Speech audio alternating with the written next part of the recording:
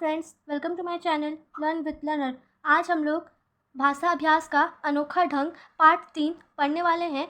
जैसा कि आप लोगों को पता ही है, यहाँ कोई प्रोफेशनल टीचर नहीं पढ़ा रहे, बल्कि मेरी मम्मी मुझे समझाती है। तो अगर आपको अच्छा लगेगा तो सब्सक्राइब कर दीजिएगा। तो चलिए स्टार्ट करते हैं।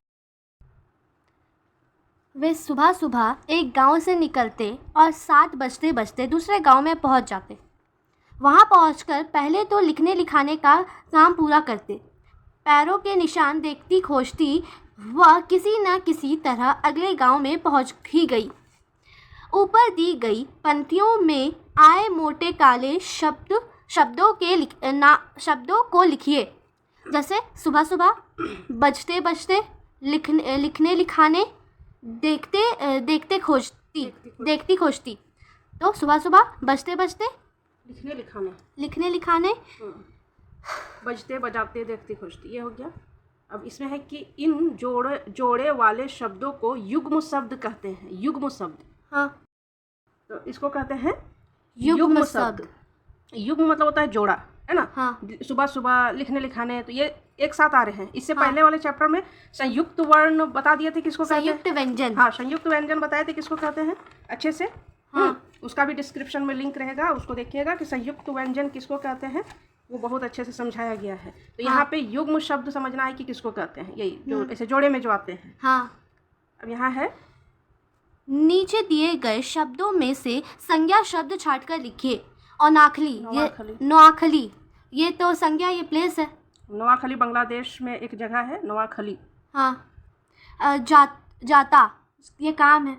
ये क्रिया है, ये कोई संज्ञा नहीं है। संज्ञा किसी वस्तु, व्यक्ति, स्थान के नाम को ही संज्ञा कहते हैं। हाँ। प्लेस, पर्सन, थिंग को ही संज्ञा कहते हैं, ठीक है। लेकिन ये जाता, आता, खाता, पीता, ये सब संज्ञा नहीं ना है। नहीं। गांधी जी पर्सन है, व्यक्ति है। हाँ, इसलिए जंगल प्लेस है। कहाँ नहीं होगा, क्योंकि वो क्या है, कहाँ प्रोनाउन है, मतलब तुम कहाँ जा रही हो, वो कोई जगह है जहाँ वो जा रही है, वो कोई जगह है, लेकिन उसका जगह का नाम नहीं कह के हम उसको कहाँ शब्द यूज करें, उसके बदले में वर्ड यूज कर रहे, इसलिए वो कहाँ क्या है, एक सर्वनाम है। हाँ। पत्थर थिंग है। बताया वस्तु है, इसीलिए वो संज्ञा है। हाँ। बताया क्रिया है, क्योंकि बताना क्रिया होता है। आना जाना, खाना पीना, ये सारे काम है, तो ये बताना भी क्रिया है। नारियल थिंग है। नारियल कोई सामान है, कोई वस्तु है खाने पीने की, तो वो संज्ञा में आएगा। हाँ, ये सब संज्ञा में आते हैं। हाँ। नीचे दिए गए शब्दों को बोल बोल कर पढ़िए। क्या कोई अंतर है? कहा, कहाँ, चाटा, चांटा, आंधी, बांस, कांटा, पाँव। तो अंतर यहाँ पे साफ नजर आ रहा है। देखिए, यहाँ पढ़िए। यहाँ पे जिन वर्णों पर चंद्र बिंदु लगता है, उन्हें बोलते समय हवा मुंह और नाक से एक साथ बाहर निकलती है।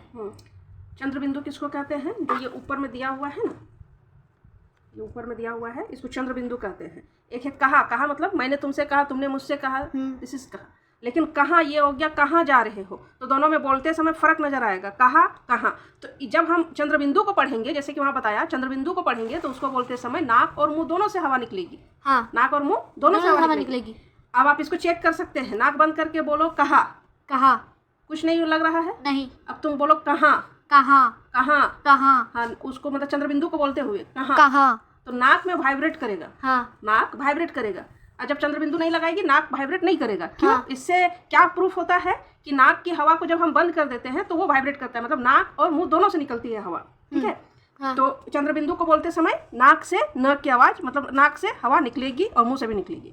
हाँ। नीचे दिए गए चित्रों के वे नाम लिखिए जिनमें चंद्र बिंदु का उपयोग हुआ हो, प्रयोग हुआ हो, जिसमें चंद्र बिंदु यूज हुआ। तो ये हाँ। सांप है, सांप, पाँव, गांव, बांस, चांद, कांटा।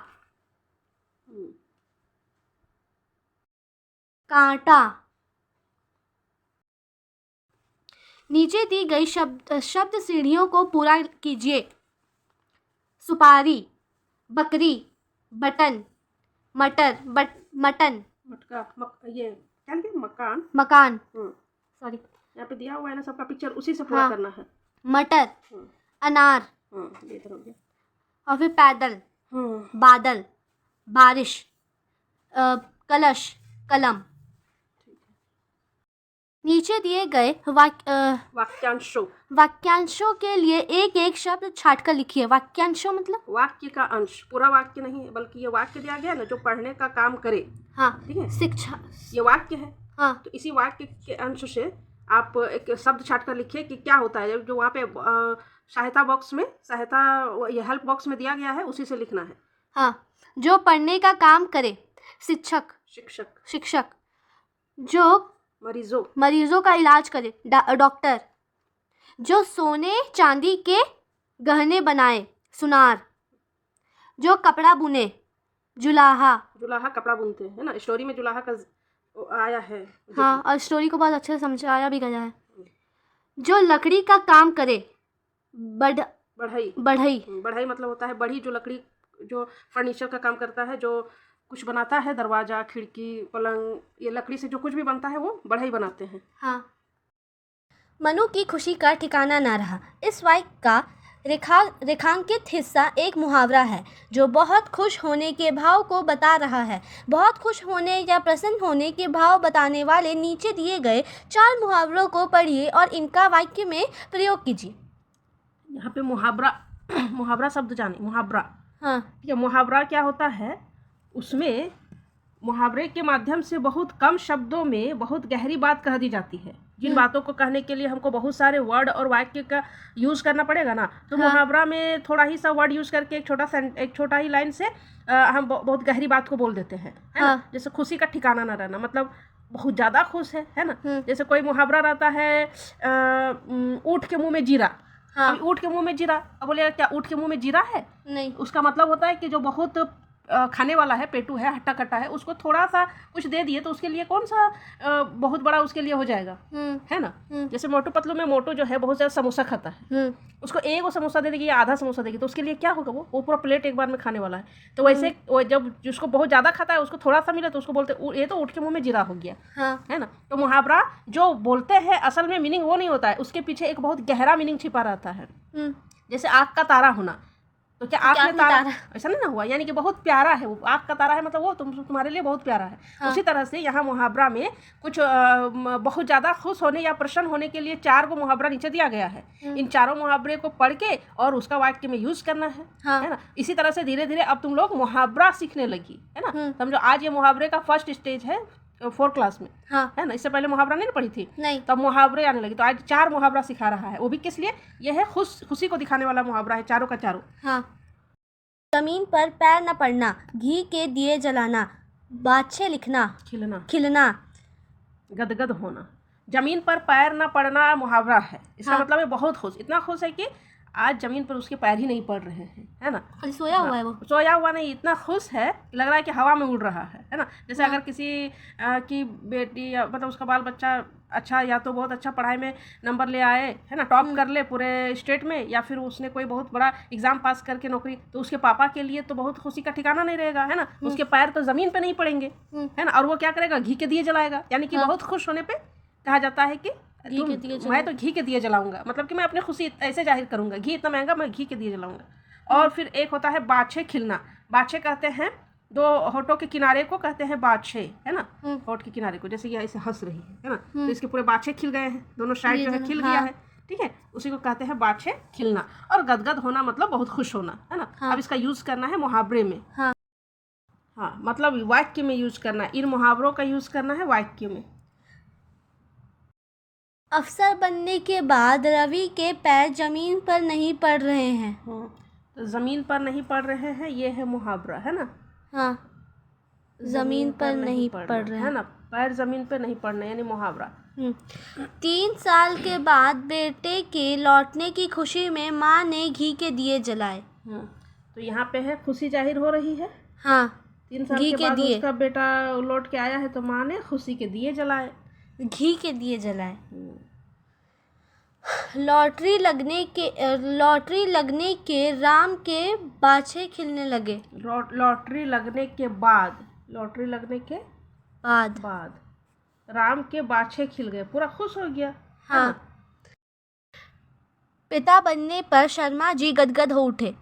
ये गदगद होना मुहावरा है, खुश होना बहुत ज़्यादा। तो ये चारों खुश होने के मुहावरा है ना। जमीन पे पैर ना पड़ना, घी के दिए जलाना, बाछे खिलना, गदगद होना, चारों रटना है, याद कर लेना है। यह ना होता है खुश होने वाले मुहावरे। हाँ। क्या आपने भी कोई चीज़ संभाल कर रखी है? क्यों? 4-5 पंक्तियाँ लिखिए। पंक्तियों में लिखिए। जैसे इस स्टोरी में देखे ना, गांधी जी ने संभाल के रखी थी वो पत्थर, हाँ। है ना, पैर जिससे साफ करते थे। हाँ। तो वही क्या आपने भी कुछ जो मीरा बहन ने दी थी। क्या इसी तरह से क्या आपने भी कुछ संभाल के रखे हैं? जी हाँ, मैंने अपने पिताजी की दी हुई घड़ी आज तक संभाल कर रखी है, क्योंकि इस घड़ी के साथ मेरी बहुत सारी अच्छी अच्छी यादें जुड़ी हुई हैं। इसके साथ ही यह मुझे याद दिलाता है कि जीवन में मुकाम हासिल करने पर स्नेह और उपहार दोनों प्राप्त होता है। ठीक है, स्नेह मतलब प्यार, उपहार यानी गिफ्ट। यानी आपने अपने पिताजी की दी हुई घड़ी को संभाल के रखा है, जो आपको बहुत प्यारी भी है, लगती है, और वो आपको बहुत कुछ सिखाती भी है ना। अच्छा ठीक है, तो ये कंप्लीट हुआ, सब क्लियर है? हाँ। ओके फ्रेंड्स, मिलते हैं नेक्स्ट वीडियो में। अगर आपको वीडियो अच्छा लगा तो लाइक सब्सक्राइब कर दीजिएगा। बाय।